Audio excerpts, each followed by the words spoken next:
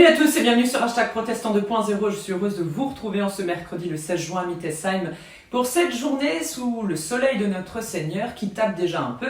Je vous propose d'aller dans le Nouveau Testament. On va au livre des Actes, au 9e chapitre, le passage où Saul va prêcher à Damas notamment. Il nous est dit, Saul resta quelques jours avec les disciples qui étaient à Damas et il se mit immédiatement à prêcher dans les synagogues en proclamant que Jésus est le Fils de Dieu. Tous ceux qui l'entendaient étaient étonnés et demandaient « N'est-ce pas cet homme qui persécutait violemment à Jérusalem tous ceux qui font appel au nom de Jésus et n'est-il pas venu ici exprès pour les arrêter et les ramener au chef des prêtres ?» Mais Saul se montrait toujours plus convaincant.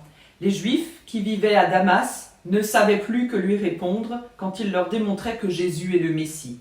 Alors après un certain temps, les Juifs prirent ensemble la décision de faire mourir Saul, mais il fut averti de leur complot. On surveillait d'ailleurs les portes de la ville jour et nuit afin de le mettre à mort.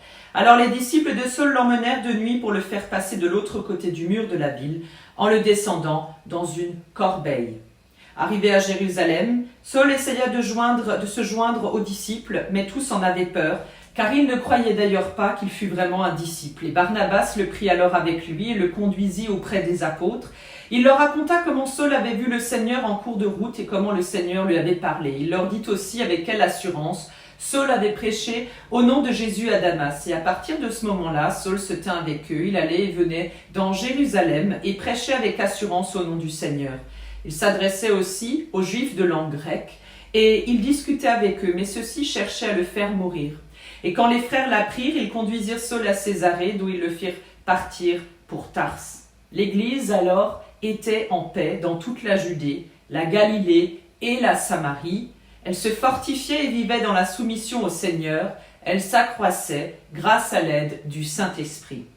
Voilà, tout est compris. Comme si en un instant Saul avait vraiment tout capté. Jésus est le Fils de Dieu. Il est le Messie, d'ailleurs celui dont Dieu a promis la venue. Les paroles de Saul reprennent celles de l'ange à Marie, on le comprend, et celles venues du ciel lors du baptême du Christ, et même lors de sa transfiguration. Après la défiance, la méfiance et surtout la peur envers Saul, que nous connaissons sous le nom de Paul après, eh bien l'Église trouve enfin la paix, elle est en pleine communion et aussi elle se soumet à la volonté du Seigneur et elle croisse. Puissions-nous entendre ces paroles aujourd'hui comme étant un encouragement pour nous, pour poursuivre le chemin et pour poursuivre la mission à laquelle nous sommes tous appelés à œuvrer dans l'Église de notre Seigneur. Je vous propose la prière du jour, une prière dans le livret de la Société luthérienne qui aujourd'hui est proposée simplement par une personne qui est détenue en prison. Seigneur, toi qui m'aimes tel que je suis et non tel que je rêve d'être, aide-moi à vivre avec mes ombres et mes lumières, mes douceurs et mes colères, mes rires et mes larmes, mon passé et mon présent. Donne-moi de m'accueillir comme toi tu m'accueilles et de m'aimer comme toi tu m'aimes. Délivre-moi de la perfection que je veux donner et ouvre-moi à la sainteté que tu veux m'accorder. Oui Seigneur, délivre-moi du remords de Judas, qui rentrant lui-même n'a pas pu en sortir, épouvanté et désespéré devant l'immensité de son péché. Accorde-moi le repentir de Pierre qui a su rencontrer ton regard. Appel silencieux, mais chargé de tendresse. Et si je dois comme lui pleurer, que ce ne soit pas sur mon orgueil humilié, mais sur ton amour offensé et blessé. Amen.